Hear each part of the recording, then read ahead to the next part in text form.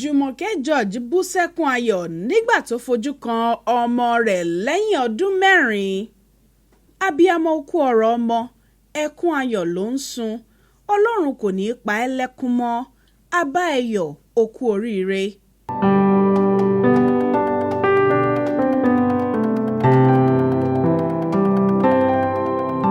Ìwọ̀nyí làwọn ọ̀rọ̀ tó ń jáde lẹ́nu àwọn olólùfẹ́ òṣèrébìnrin tíátà tọ́rọ̀ rẹ̀ sì ń jà ròyìnròyìn lórí ẹ̀rọ ayélujára lásìkò yìí ní abilékọ Jumọkẹ George nígbà tí wọ́n rí bí ìdùnnú ṣe ṣubú layọ̀ fún màmá àgbàlagbà náà pẹ̀lú bó ṣe tún láǹfààní láti fojú rinjú pẹ̀lú ọmọ rẹ̀ obìnrin Adéọlá látàrí bí ìjọba àpapọ̀ ṣe yọ ọmọbìnrin ọ̀hún jáde kúrò lóko ẹrú lórílẹ̀‐èdè Mali tó há sí láti ọdún mẹ́rin sẹ́yìn. Ṣé Yorùbá bọ̀ wọ́n ní ọmọ ẹni kú ó sàn ju ọmọ ẹni nù lọ àti pé inú ẹni kì í dùn ká pa á mọ́ra.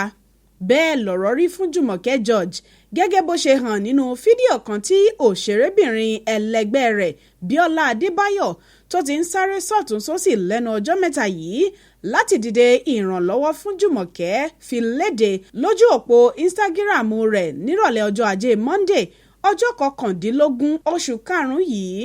Nínú fídíò ọ̀hún níṣe ni Jumọkẹ George jókòó sílẹ̀ẹ́lẹ̀ lókè ṣọ́ọ̀ṣì sẹ̀lẹ́ tí wọ́n ti mú ọmọ rẹ̀ lọ bá a. Bó ṣe rí ọmọbìnrin náà lọ́mọ ọ̀hún pàápàá kò lè pa ìdùnnú rẹ̀ mọ́ra. Níṣe ló sáré lọ dìrọ̀ mọ́ màmá rẹ̀ lọ́rùn tí màmá pàápàá wa ọmọ náà mọ́ra pínpín. Làwọn méjèèjì bá bú sẹ́kún wọ́n sì wà bẹ́ẹ̀ fún ìṣẹ́jú mélòó kan. Ṣáájú àkókò yìí ní abilékọ Àbíkẹ́ Dábírí tó jẹ́ ọ̀gá àgbà ẹ̀ka iléeṣẹ́ ìjọba àpapọ̀ tó ń rí sí ọ̀rọ̀ àwọn ọmọ orílẹ̀-èdè Nàìjíríà tí wọ́n wà lẹ́yìn odi Nigerians in diaspora tí wọ́n tún ń pè ní NIDCOM ti kọ́kọ́ fi fídíò àti fọ́tò kan léde lórí ẹ̀rọ ayélujára láti kéde pé Adéọlá ọmọ Jumọkẹ George ti kúrò lóko ẹrú o. Ìjọba ti ṣètò láti fà á yọ kúrò ní Mali. Bẹ́ẹ̀ ló kí ọmọbìnrin náà káàbọ̀ sí ọ́fíìsì rẹ̀. Ó lóun bá a dúpẹ́ pé gbégbé rẹ̀ kò gbé sí oko ìwájẹ. Lẹ́yìn tóun àti ọmọbìnrin náà ti sọ̀rọ̀ díẹ̀ ní Àbíkẹ́ fà á lé Bíọ́lá Báyọ̀ lọ́wọ́ láti lọ dá a padà fún màmá rẹ̀.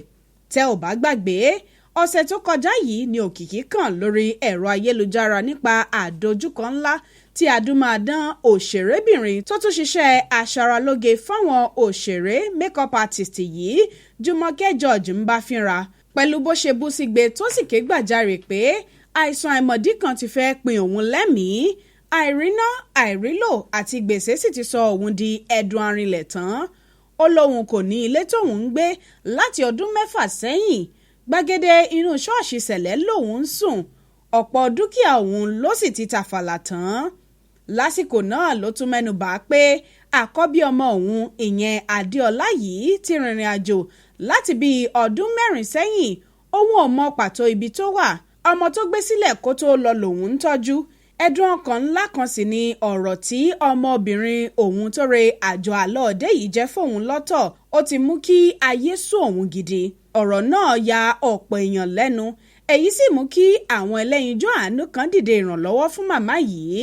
Kò ju ọjọ́ 3 lẹ́yìn èyí ni bàbá aláàánú kan fi mílíọ̀nù 5 náírà ta obìnrin náà lọ́rẹ.